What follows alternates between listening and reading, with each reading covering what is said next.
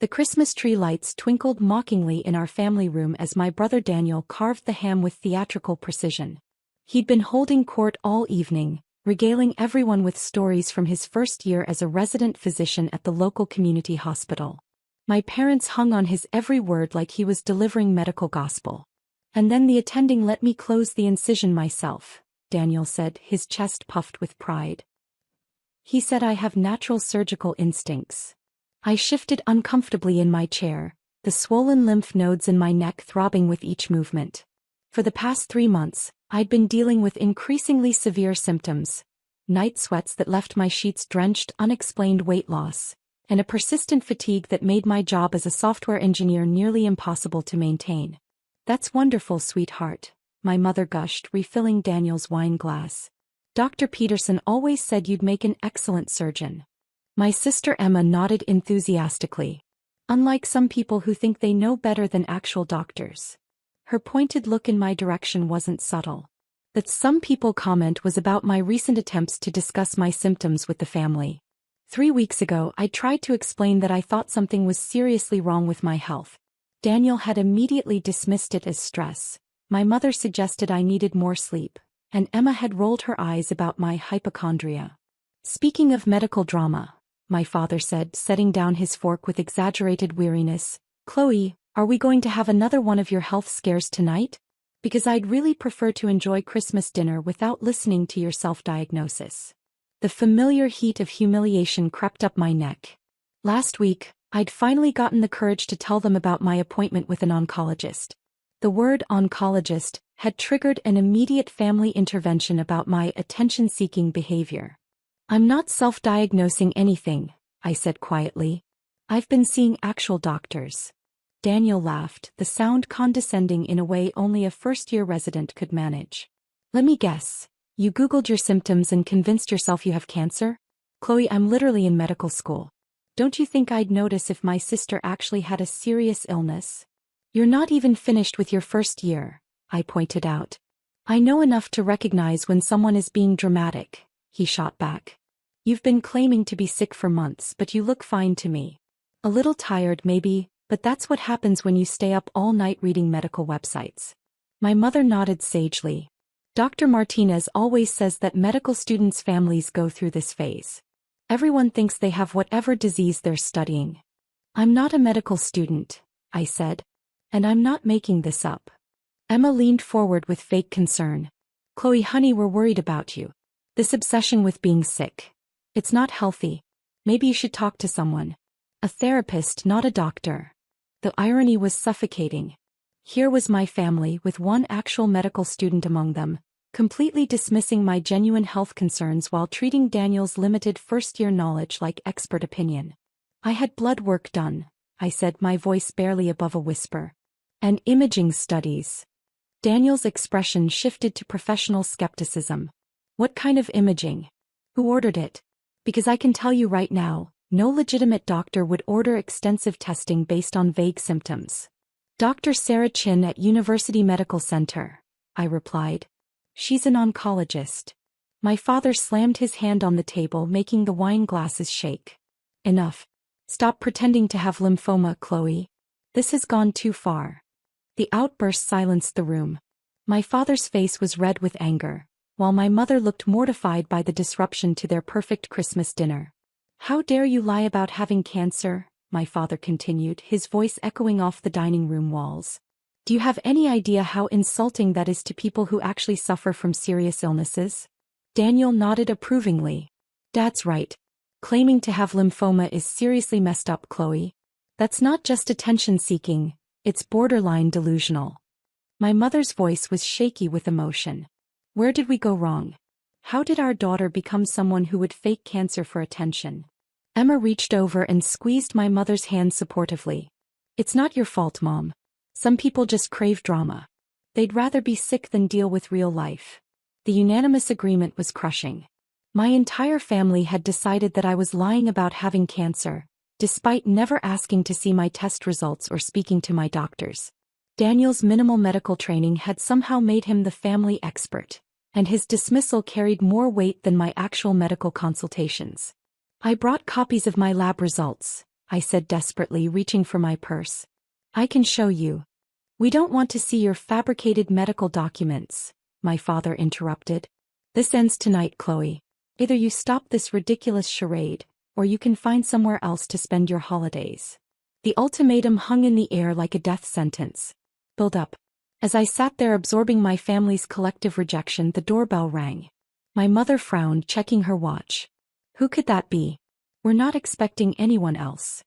Daniel volunteered to answer the door, probably eager to escape the tension he'd helped create. We could hear him talking to someone in the foyer, his voice shifting from casual greeting to confused formality. Mom? Daniel called from the front door. There's someone here to see Chloe. She says she's a doctor. My heart stopped.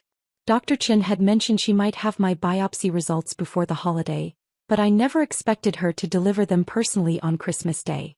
Tell them we're having dinner, my father called back. Whatever it is can wait until after the holidays. But footsteps were already approaching the dining room, and I recognized the authoritative click of Dr. Chen's heels.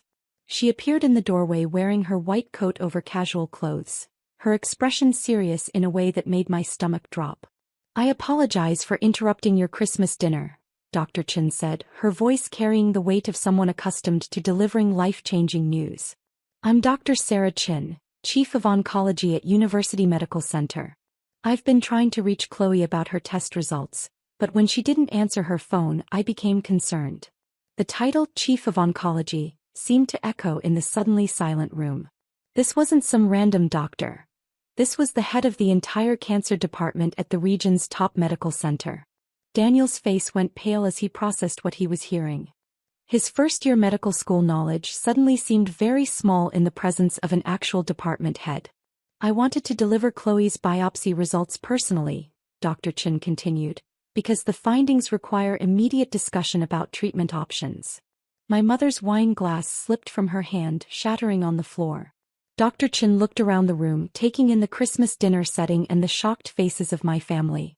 I take it from your expressions that Chloe hasn't been able to discuss her diagnosis with you? Diagnosis? Emma whispered.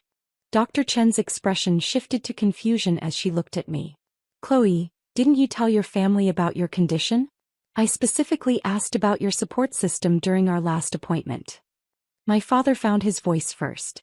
Doctor, I think there's been some kind of mistake.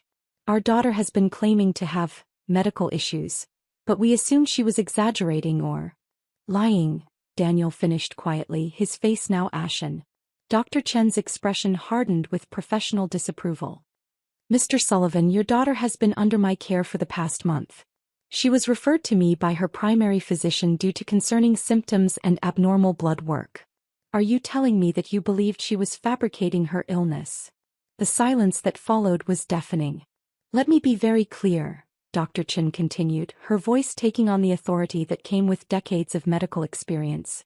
Chloe has been experiencing classic symptoms of lymphoma for months. Her initial blood work showed severely elevated white cell counts, abnormal lymphocyte populations, and markers consistent with hematologic malignancy. Daniel looked like he might be sick. His dismissive confidence had completely evaporated in the face of an actual medical authority. Dr. Chin pulled a manila envelope from her coat.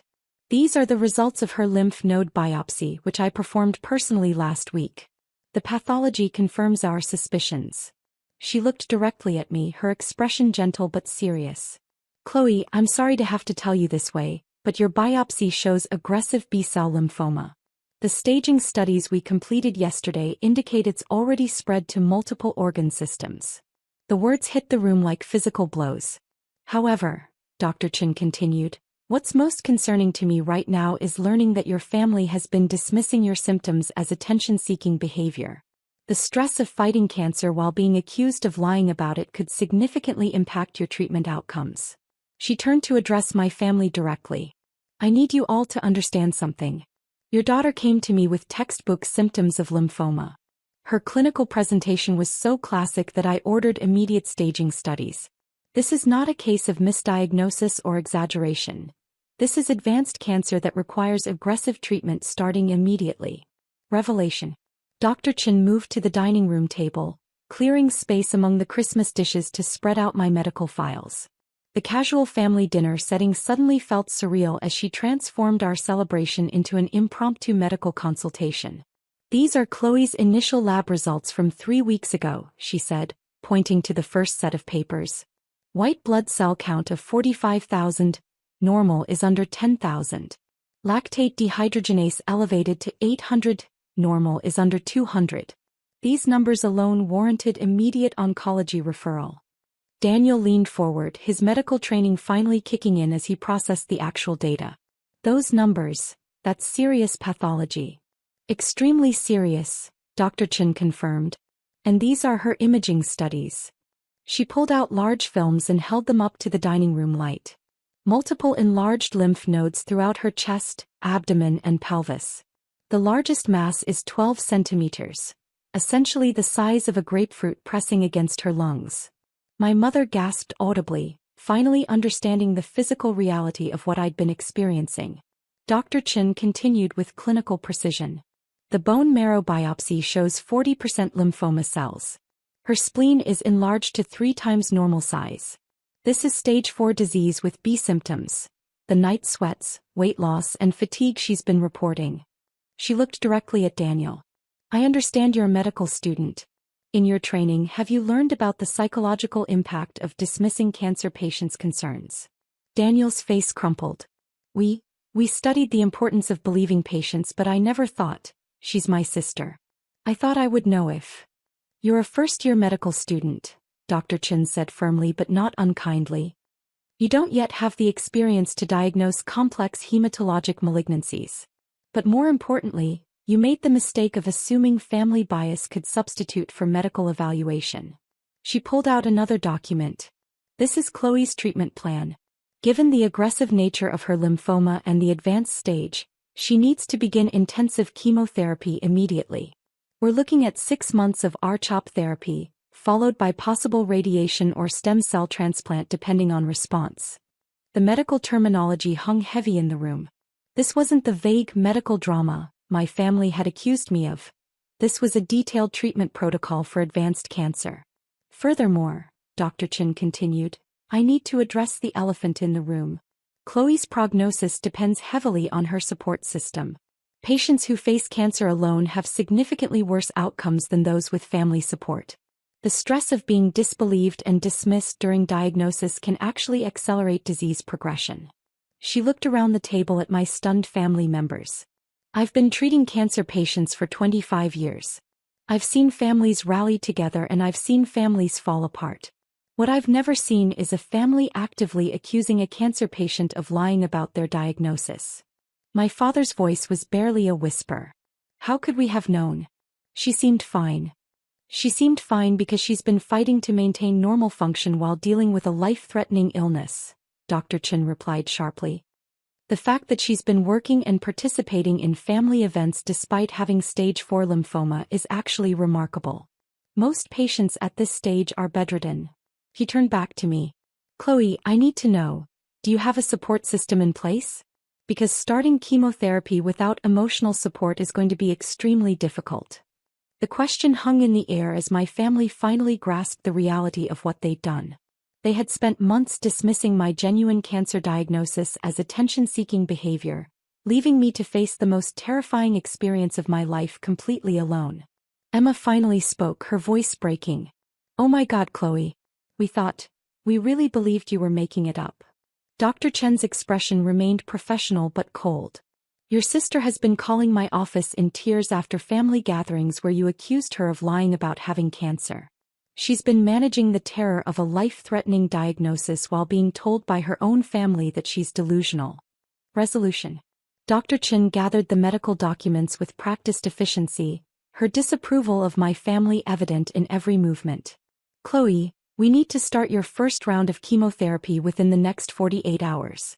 The staging studies show the disease is progressing rapidly." My family sat in stunned silence, the remnants of Christmas dinner growing cold around them. The festive atmosphere had been completely shattered by the reality of my terminal diagnosis. "I want to be very clear about something," Dr. Chen continued, looking directly at my parents. "Stage 4 lymphoma has a 60% 5-year survival rate with aggressive treatment and strong support systems. Without family support, those numbers dropped significantly. My mother was crying openly now. We didn't know. We thought she was we never imagined.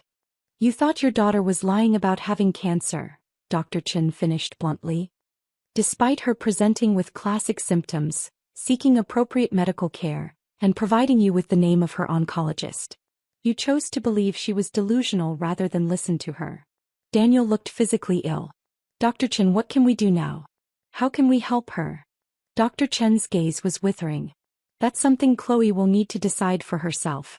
After months of being accused of fabricating a terminal illness, she may choose to go through treatment without the people who didn't believe her when it mattered most. The weight of that possibility settled over the room like a funeral shroud. I stood up slowly, my swollen lymph nodes making movement painful. I need to go home and process this. Dr. Chen, what time should I be at the hospital on Friday? 8 a.m. sharp, she replied. We'll start with the first R-CHOP cycle. It's an all-day process, so you'll need someone to drive you home. My family looked at each other desperately, finally understanding that their months of dismissal had consequences beyond hurt feelings. Chloe, my father said, his voice breaking, please let us be there for you now. Let us make this right. I paused at the doorway, looking back at the family who had chosen to celebrate Daniel's basic medical school achievements while accusing me of faking terminal cancer. The Christmas tree lights seemed dimmer now, the holiday magic replaced by the harsh reality of what lay ahead. You had months to be there for me, I said quietly. You chose to call me a drama queen instead of believing I was dying. Dr. Chen is right. I'll have better survival odds facing this alone than with people who think I'm delusional. As I left them sitting among the scattered medical files and destroyed Christmas dinner, I realized that surviving cancer might be easier than surviving my family's betrayal. At least the cancer was something I could fight with treatment. The knowledge that my own family had dismissed my terminal diagnosis as attention-seeking would be a wound that no chemotherapy could heal. They had chosen to trust Daniel's first-year medical student opinion over actual oncologists, and now they would have to live with the consequences of that choice while I fought for my life without them.